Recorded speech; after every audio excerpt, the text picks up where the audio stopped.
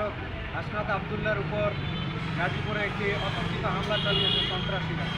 আমি মনে করি সন্ত্রাসীদের কোনো রাজনৈতিক পরিচয় বা কোনো দলীয় পরিচয় থাকতে পারে না, তারা সন্ত্রাসী।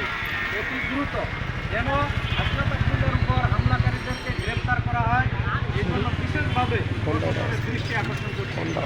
এর পাশাপাশি আরও কথা বলতে চাই, বৈষম্য বিরোধী আন্দোলনের যেসব নেতৃবৃন্দ রয়েছেন আমার হরিপুর উপজেলায়, আপনাদেরকে সাদরে জয়েনের জন্য বিশেষভাবে অনুগ্রহ করছি। আপনারা অবশ্যই এনসিপিতে জয়েন করবেন। আমি জানি এখানে আমাদের হরিপুরে এটি আমাদের প্রধান প্রোগ্রাম। আমরা চেষ্টা করেছি জনগণের জোর করে পৌঁছানোর জন্য, অবশ্যই আমরা সর্বাত্মক চেষ্টা করছি। আর আরেকটা কথা না বললে নয়, যদি আমাদের এই বৈষম্য বিরোধী ছাত্রদের উপর এবং আমাদের এনসিপির অন্যান্য যে সদস্যরা রয়েছে এরা যদি নিরাপত্তাহীনতায় ভোগে, প্রশাসন অবশ্যই এটার একটা কঠোর ব্যবস্থা নেবে বলে আমি আশা করছি। এছাড়া আমি আরও একটা কথা বলতে চাই, আমাদের বড় বড় রাজনৈতিক দলগুলো এই জুলাই অভ্যুত্থানে যারা সন্ত্রাসী ভূমিকা পালন করেছিল, ফ্যাসিবাদী ভূমিকা পালন করেছিল, তাদেরকে যখন আমাদের প্রশাসন গ্রেপ্তার করে নিয়ে আসে বা ধরে যায়, তারা কী করে, বিভিন্ন ম্যাডাম নেতারা তাদেরকে ফোন দিয়ে নিষেধ করে যে আপনারা তাদেরকে ধরতে পারবেন না বা এরকম কোনো কিছু একটা রিকোয়েস্ট নিয়ে আমাদের প্রশাসনের সাথে যোগাযোগ করে। আমি এটি স্পষ্ট জানাতে চাই, প্রশাসনে নগ্ন হস্তক্ষেপ বন্ধ করতে হবে। প্রশাসনকে স্বাধীনভাবে কাজ করতে দিতে হবে। এই প্রশাসনকে নগ্ন হস্তক্ষেপ করার মাধ্যমে হরিপুরের বুকে আসলে কখনোই বৈষম্য কোনোভাবে দূর হবে না।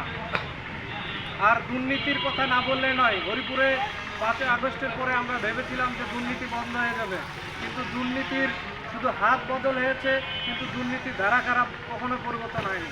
ভূমি অফিস থেকে শুরু করে প্রকাশ্যে আরও অন্যান্য যে প্রতি সরকারি অধিদপ্তরগুলো রয়েছে সেখানেও আমরা দুর্নীতির খবর পাচ্ছি। কিছুদিন আগে দেখেছিলেন যে দুদক এসে একটি অভিযান চালিয়ে কয়েকজনকে হাতে নাতে গ্রেপ্তার করেছে। এই প্রশাসনকে এনসিপির পক্ষ থেকে ধন্যবাদ জানাচ্ছি। আপনাদের এরকম কার্যক্রমগুলো অব্যাহত রাখেন। আমরা এনসিপি হরিপুরে আমাদের কমিটির সামনে হতে আছে, আমরা অবশ্যই সর্বাত্মক সহযোগিতা করবো ইনশাআল্লাহ।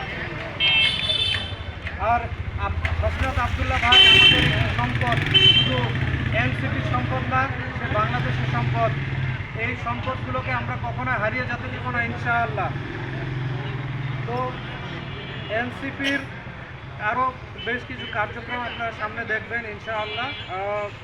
অবশ্যই মিডিয়া কর্মী আমার ভাইয়েরা রয়েছেন, আপনাদেরকেও ইনভাইট দিলাম, অবশ্যই আমাদেরকে সহযোগিতা করবেন। আপনাদের সুপরামর্শ নিয়ে আমরা, এছাড়াও যত গণ্যমান্য ব্যক্তিবর্গ রয়েছেন, দেখা গেছে অন্যান্য দলেরও, আমি মনে করি অন্যান্য দলকেও এই এনসিপিকে সাপোর্ট করা উচিত।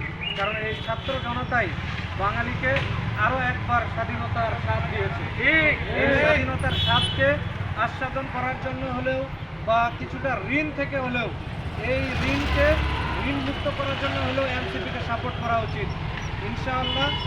হরিপুরের বুকে আমরা এনসিপি আবার কিছু কিছু ভালো ভালো কার্যক্রম নিয়ে আপনাদের সামনে হাজির হব। ততদিন ভালো থাকবেন, সুস্থ থাকবেন। আসসালামু আলাইকুম।